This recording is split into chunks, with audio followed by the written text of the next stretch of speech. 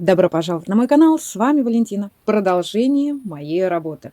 Так я и не дождалась в комментариях ваших советов. Единственное, вы мне сказали сделать поуже березу, сделать крону пошире, сделать блюдца более светлыми. Ну, что хочу сказать, белый цвет здесь сливается с руками. Конечно, если можно сделать отстрочку, то будет смотреться нормально. Я сейчас немножечко убавлю ствол дерева и переделаю крону. Не снимая детальку, просто отодвинула в сторону. И буквально на 0,5 сантиметрика я отрезаю с одной стороны. И все. И это будет считаться, что мы слегка убавили дерево. Сейчас все размещу. Дерево исправила, но на дерево решила повесить скворечник. Сделала вот такую заготовку в виде карандаша и из черной ткани сделала кружочек. Можно прикрепить сюда, можно сделать чуть повыше. Приклеиваю на клей-карандаш. Так как я вьюнок расположила так, как он должен быть, а шапка дерева, она прикрывает, вот руки в клею и, видите, цепляется. Я немножечко смещаю в сторону, немножечко протаскиваю, сделаю, как раз у меня получится немножечко подлинней. Зайдет на область самовара, ну, вот так как-нибудь. И приклеиваю также, вот они, цветы. Когда я приклеиваю цветы и листья, я стараюсь их приклеить на нитку, чтобы она никуда не ускакала, потому что, видите, будут цветы тогда отдельно, а стебель отдельно. Вырезала я птицы. Смотрите, есть такой нюанс. Размещаю их наверху. И вот посмотрите внимательно, вот с этой композицией. В принципе, смотрится хорошо. Птицы большие. Как воронье налетело. А воронье налетело – это нехороший знак. Поэтому, если хотите сделать птиц, делайте их меньшего размера. Птиц сделал в одном месте, по всему небу не стала их распределять. Также вы мне писали, вы забыли про глазки, ротик надо сделать, контуры пальцев надо сделать. Сначала делается стежка, потом это все вышивается вручную. Когда мы делаем большого сказочного героя, то можно сделать из ткани глаза. Но здесь нужна ювелирная работа, поэтому все это делается вручную. Посмотрите, вот на эту сторону я внесла изменения. Сапоги у меня стояли по краю полотна, поэтому подрезала юбку и сапоги еще подняла кверху. И у меня осталось сантиметра 3 до низа. Как раз подровняется и сразу будет видно сапоги. Мне попался вот такой маленький лоскуток желтой ткани. Я сейчас делаю солнцем. Заготовка готова. Пробегаемся глазками. Может быть, что-то еще надо дополнить. Особо не спешите. И теперь мы накрываем любым полотном. Это может быть органза, но она слегка глушит цвет, цветовую гамму. Сетка, фатин. Я купила для этих целей фатин на Велберисе. Это вот мелкая сетка, ширина 1,5 метра, длина 3 метра. Что-то 270 рублей, наверное. Вот сейчас посмотрим, как она будет сшиться и как она будет смотреться. Накрыла сеткой. Теперь через мокрую марлю или любую ткань вы проутюживаете. Проутюживаете сначала вот такими движениями. Прислоняю утюг, а когда все полотно у вас прилипнет, сомнется, тогда можно водить утюг в любом направлении. Утюжить через мокрую ткань – это не принципиально. Но если вы будете прислонять утюг по ткани, ткань разная, она может просто у вас расплавиться. Полотно проутюжила. Если у вас недостаточно большая ткань, через какую вы гладите, то, когда вы ее приподнимаете, переносите на другое место, ласковыми нежными движениями, потому что это может приклеиться, и вы можете за собой потащить фатин. У меня падает тень от окна, уж не знаю, что делать, и свет включила, и шторы задвинула, а все равно. Но я думаю, что вам все равно видно. После мы все должны зафиксировать булавками, тщательно, несмотря на то, что это все приклеено. Возникла у меня такая мысль, когда я дошла до сюда, стала фиксировать булавочками и думаю, что-то у меня здесь пусто. И поэтому я вырезала кошку. Я сейчас, смотрите, ее подложу. Видите, к паутинке у меня приклеилась ткань. Смотрите, что у меня получается. Вот кошка моя. А голова получилась, ну, маленькая. На кошку не похож. Поэтому у всех всегда кошки, а у меня будет собака. Сейчас приклею на клей-карандаш, чтобы при стежке ничего не деформировалось. И пусть собака. Все, приклеила кошку-собаку, потом посмотрим, кто получится, тот получится. Зафиксировала все булавками и столкнулась с такой проблемой. С такой проблемой сталкиваюсь первый раз. Проутюжила, и у меня вот эти хвостики, уголки почему-то стали закручиваться. Я всегда паутинкой пользовалась, нарезала ее длинными полосками или пользовалась флизелином. А тут у меня органза и паутинка. И она, видите, наверное, дала усадку, и у меня все это закручивается. Но я думаю, после стежки или когда будет это все в рамке, все выровняется. Потом посмотрим. Конечно, для меня это неожиданно. Может быть, взяла не ту основу, хотя я ей всегда пользовалась. Теперь приступаю к стежке. Вставляю лапку для свободного хода. Убираю зубчики и начинаю шить. Шить светлые нитки, светлая шпулька и светлая, допустим, катушка. Если у вас темный верх, то желательно темный и низ. Не обязательно шпульку делать под ваш цвет картинки. Если у вас более простое полотно, то вы можете сделать стежку все в одном цвете. Если вы не делаете на свободном ходу, ваша задача прошить весь ваш рисунок тщательно. Или зигзагом, волнами, можно менять разные направления. Сначала вы идете в одну сторону, потом идете в другую сторону. Но на моей работе так схалтурить не получится, потому что много разных картинок, которые требуют тщательного прошива и именно по контуру. Для меня задача стоит сделать более выразительные картинки, чтобы мои герои смотрелись сказочно. Нижний фон траву можно прошить зеленой нитью или какой-нибудь контрастной. Небо прошить или белой, или голубой нитью. В технике это мозги строчкой. Вот. Но остальное, конечно, все придется дорабатывать.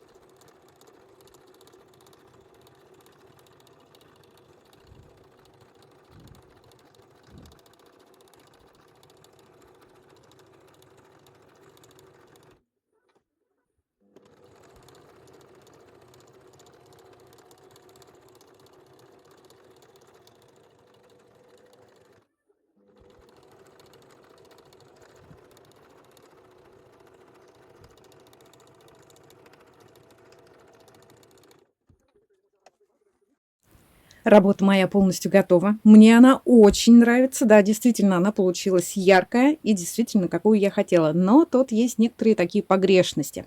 Когда я прошивала березу, нить эту не было видно. Поэтому взяла мадейровскую нитку и еще сделала завитушки. И очень хорошо смотрится. И по поводу березы.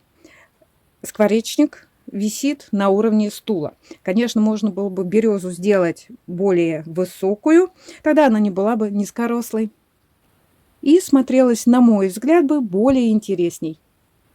Если вы хотите посмотреть на свою вещь, изделие, что вы делаете, отойдите в сторону. Положила полотно на подушку, отошла в сторону, и сразу все видно. Вот смотрите, вот эти вот деревья, они сделаны контрастной ниткой. Издалека ветви, листву и всякие завитушки абсолютно не видно. Надо пройтись более светлым цветом или более темным, чтобы было явно выражено. Или сюда пришить какие-нибудь яблоки, крупные бусины, чтобы это бросалось в глаза. Вот чайник заварной прошлась светло-голубой нитью, но издалека совсем не видно.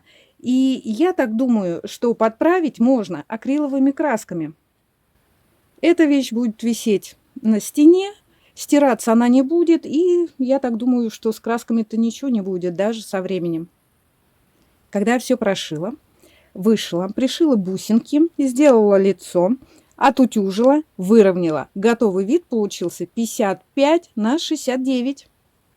Глаза, рот сделала вручную. Сделала контуры лица, потому что здесь получается все слитно. Ну, немножко, конечно, размахала шеей. Шея очень у них широкая получилась. И вот возвращаюсь я к самовару. Пустила я рыжую нитку, издалека ее не видно. Я так думаю, что я еще подправлю красками. Женщины мои на высшем уровне. Сделала серьги, бусы, браслет, кольцо. И вот они по-разному смотрятся, хотя трафарет был одинаковый. Ткань на этой кофте была самодостаточна. В клеточку. Но я пустила строчку розовой ниткой, чтобы выразить, что кофта-то у нас нарядная. На головном уборе солоха я сделала здесь как узелок машинной строчкой и сделала как складочки. Мне даже очень нравится. Давайте разберем мои плюшки. Прошлась я в середине белой ниткой по кругу. Контур плюшек я не делала, но хочу сказать, что очень сильно сливается с забором и с самоваром. Но все равно мне нравится. Вазы пустила декоративную строчку и также прошлась по контуру. На скатерти сделала декоративную строчку на машинке. Обувь у тетей прошлась по контуру, выделила каблук, сделала как под шнурки.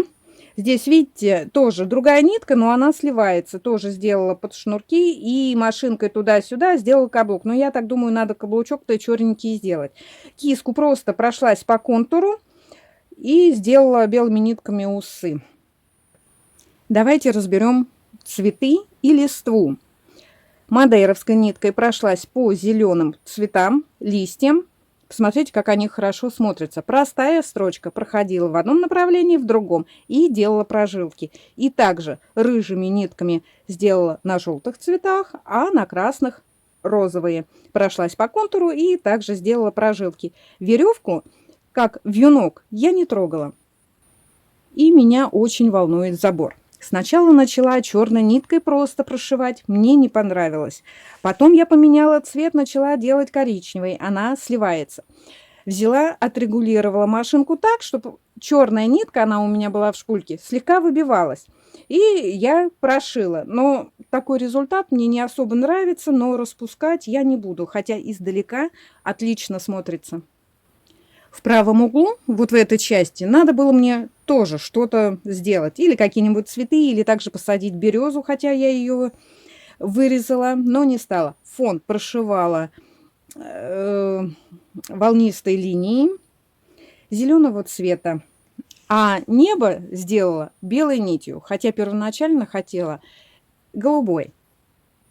Солнце прошила просто по контуру. У меня есть еще такая мысль сделать более добротные стулья.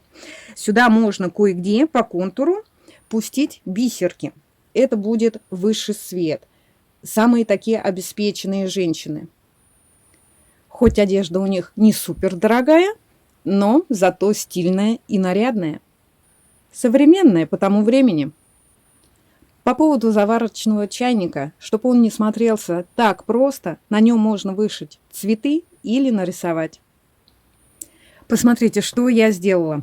Я, где прошивала голубой ниткой, там сделала красками носик, у чайника сделала точки. Но на ткани краска очень хорошо пропитывается вовнутрь.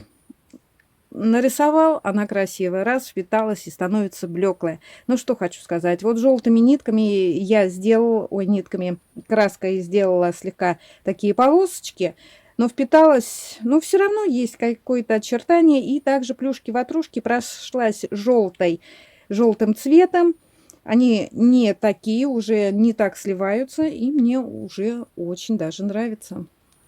Пока эта работа не в рамке, я вас хочу попросить, чтобы вы мне написали в комментариях, что мне подправить, что исправить. Но в ткань, конечно, я уже не залезу. Может быть, что-то подрисовать, что-то подшить, прошить и добавить какой-то цвет. Кто не видел мою первую часть, как создается такая работа, я напишу ссылку на это видео, и в правом углу будет выскакивать подсказка. А плейлист «Текстильная пицца» и «Лоскутное шитье». Если все ранние работы у меня лежат в стопочке, мало картин висит на стене, то эта картина точно будет висеть на стене, потому что, ну, мне она нравится. Не забывайте заходить в гости ко мне на канал, подписываться, жмите колокольчик. Мы увидимся в следующем видео. Я думаю, что оно будет у нас творческое. Пока-пока. И хочу сказать вам, девчонки, огромнейшее спасибо, кто писал в первой части комментарии, из какого города вы. Мне так было приятно читать и с вами общаться. И я даже удивляюсь, где меня смотрят. Как говорят, Россия щедрая душа, но что Россия полна творческими людьми, я знала. Но опять же, вы пишите в своих комментариях, что вы занимаетесь этим. Кто пэтчворком, кто лоскутным шитьем, коврички вяжете, какие-то работы делаете. Вы же мне все пишете в комментариях. Я за вас очень рада. Пока-пока. Встретимся в следующем видео.